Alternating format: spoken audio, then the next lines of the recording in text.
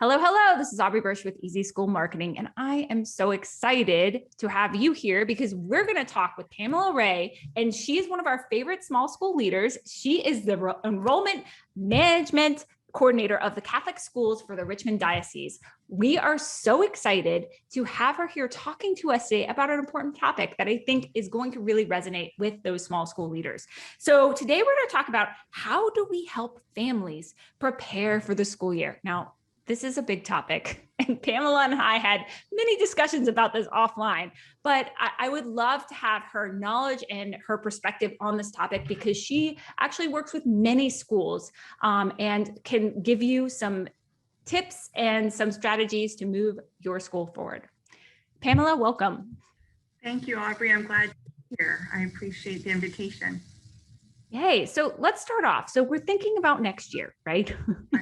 I mean, we just got out of 2020, the 2020-21 school year, which was interesting to say the least, right? Absolutely. And it was quite different from the 2019 school year, right? So now what are we seeing as we head into the fall? How can we help prepare families? You're exactly right. I mean, last year was a year like we I've never seen before. And we, worked with our families to navigate that pandemic school year together. We have 29 schools across the diocese. So when I look and see what we're looking for this year, we also see that we haven't experienced a post-pandemic school year before either. And so really, in a way, all of our families are going to look or feel new for next school year and all that we need to do to help them prepare. So one of the ways that I like to think about that is it's much like preparing for a new school year is like getting ready to take a trip someplace you've never been before. So you haven't been there, you don't know anything about it. So what do, right? You're going to do some research, you're going to talk with some friends and get some advice, but then you might reach out and get a travel agent and talk with them. And in a lot of ways, our enrollment and our school administrators are much like travel agents. We're there to help guide, to answer questions, to ease concerns, provide information, and take them through this whole process of getting to the new school year.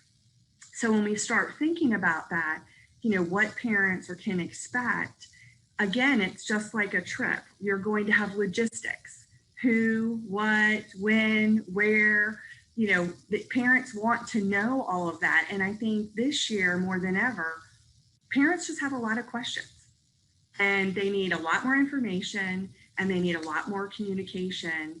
And that's one of the things we need to help provide to families and in a variety of ways.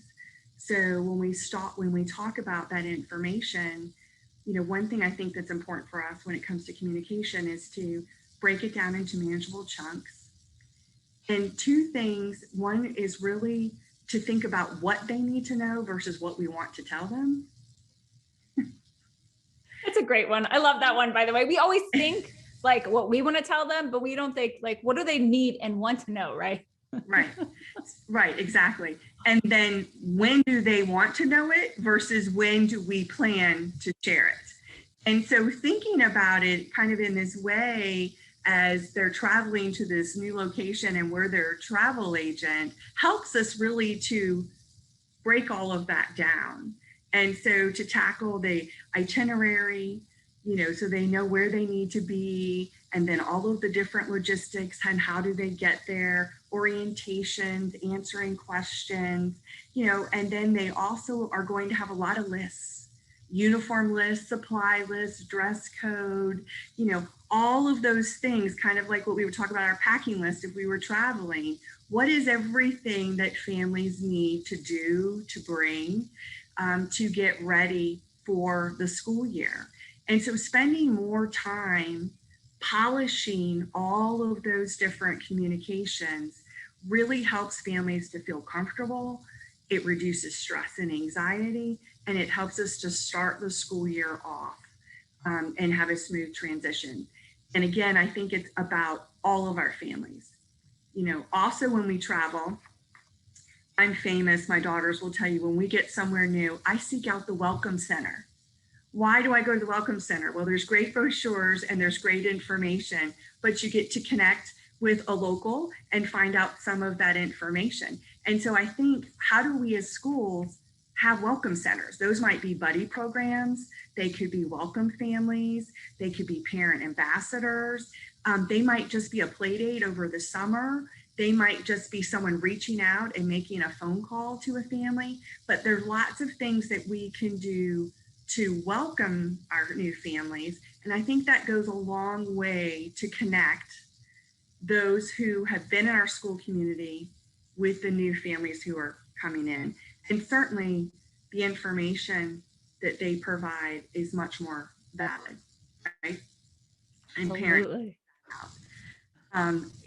Another tip I will talk with schools a lot about is, when you go and visit a place, there's lots of lingo.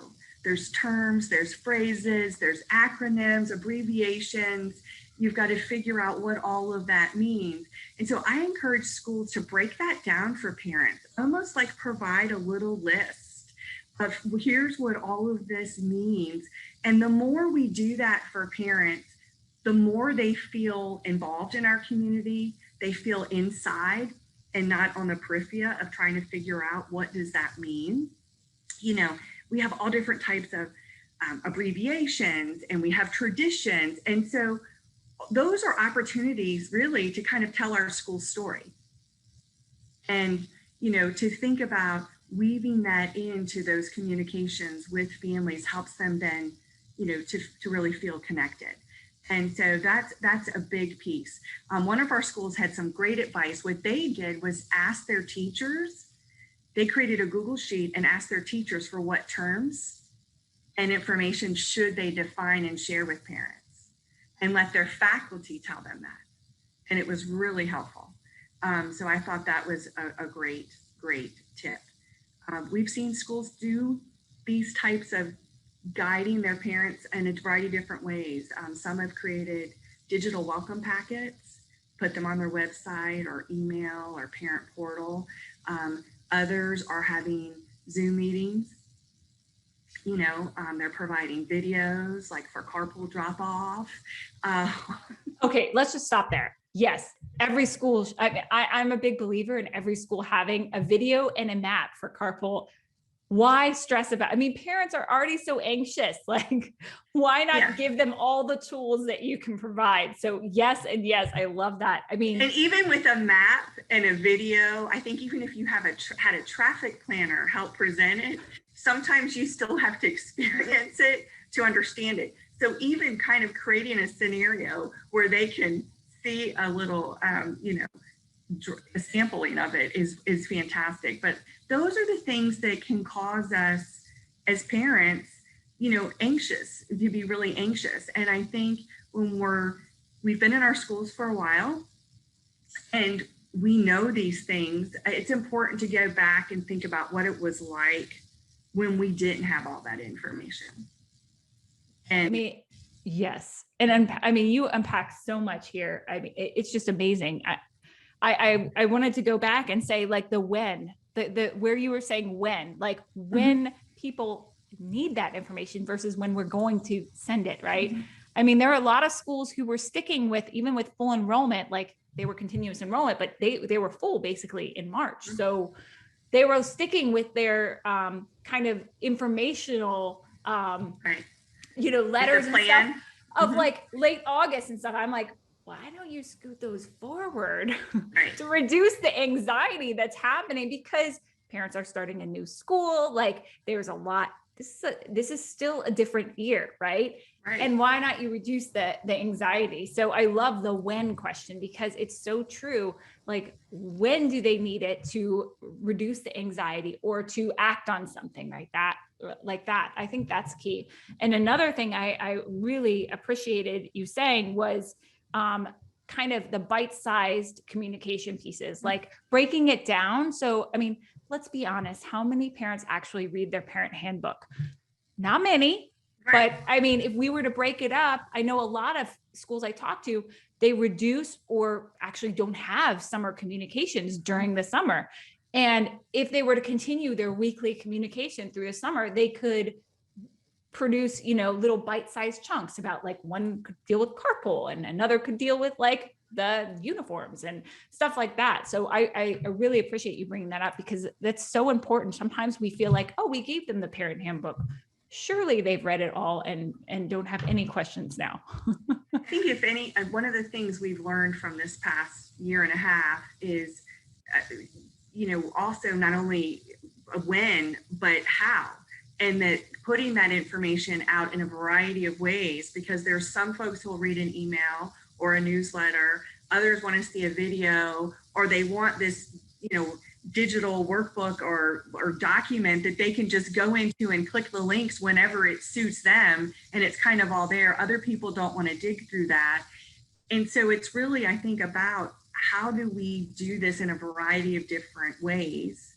You're correct. We don't want to just, here's everything in May and we overwhelm them. But nor has this been the year that you just stick with your normal communication schedule. You can't, as you said, you have to do things earlier. And parents have a lot more questions, and they're excited about this school year and they want their children to be excited. They also want their children to be ready for this school year. One of our schools did a really wonderful thing. Actually, I think we had a couple that did it. They created a get ready guide, and they did it by grade level, and they put in skill builders, resources, links, kind of readiness points to help their child, so that everybody was like, okay, we're ready for school. And it was fun things they could do over the summer together to get ready. So there's lots of ways to help families, but I think it's going to be more important than ever this year. I think so too. I love that idea that those schools did, the Get Ready Guide. I mean, I think, and just reminding ourselves to put, like you mentioned earlier, put ourselves in the parent's shoes. I happen to be a parent, so I navigate that pretty easily, because I'm like, what do I need? Wait, where's that packing list? Like, what exactly am I supposed to? So if I'm doubting things, then it's like, okay, so clearly, like, parents need it several times. They need it in multiple, probably, locations and reminders, right? And so it's just remembering that parent journey and what it is like. What it's like starting in a new environment. I love the idea of like the, defining things, right? What I love and what I've been talking to some schools about is also defining the expectations for attendance for things. Like if you're doing a gratitude day near Thanksgiving, and it's a tradition of the whole school coming together, then you need to tell Sally's mom that she needs to take off work that day, right? If she's working, right? Those expectations, those are the things that throw off new parents and new to the community, because they want to be involved, and all of a sudden they don't realize, and it's like 2 weeks out and they can't get leave, or it just leaves a bad feeling in their mouth. So it's really remembering that there are traditions and what are the expectations? Like, what do parents absolutely need to be at, and what's kind of optional but nice, right? And I think it's important to have parents in your community that help do that with your new families. It's also important that you have those resources, those parents that you can go to and say, all right, what else do we need to share? But the reality is, particularly for families who were new last year, all of this is still going to be brand new. And, we've been, talking about how do we really orient all of our families, and how do we have everybody getting ready for this school year. It's going to look different than it did last year, and it's going to look different than it did in 2019. And all of these communications and involving your faculty and staff in this, I also think is really important, so that when they get to the school and the classroom, it's a very smooth transition. One of the things love about being in enrollment is you form these relationships with the families along the way, and you're with them in step by step. And then we want to have a really smooth transition into the classroom and the school, where your teachers and your staff and your administrators are, stepping more in that role. And parents, form those relationships there, because that's so important. But I think this school year, preparing all of our families is more important than it has absolutely ever been, because the experience our families have this school year is going to determine if this was just a COVID bump in enrollment or if this is going to be long-term sustainable growth in our schools. Absolutely. I could have said it better.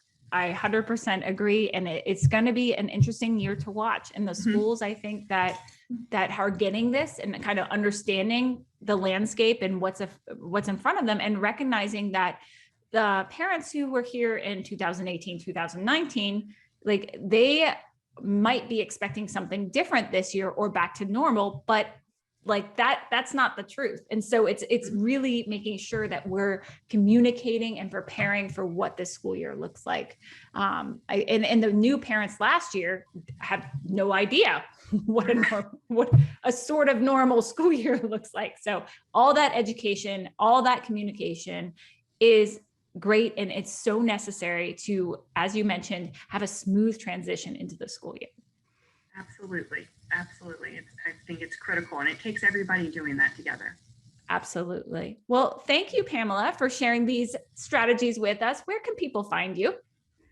You can learn more about our schools at richmondcatholicschools.org, and you can find a link to my email address there as well. So I look forward to connecting. I think one of the great benefits that we've had from this pandemic is all these connections that we've made with small schools. And so I really thank you for leading the charge, because we certainly couldn't have done it by ourselves.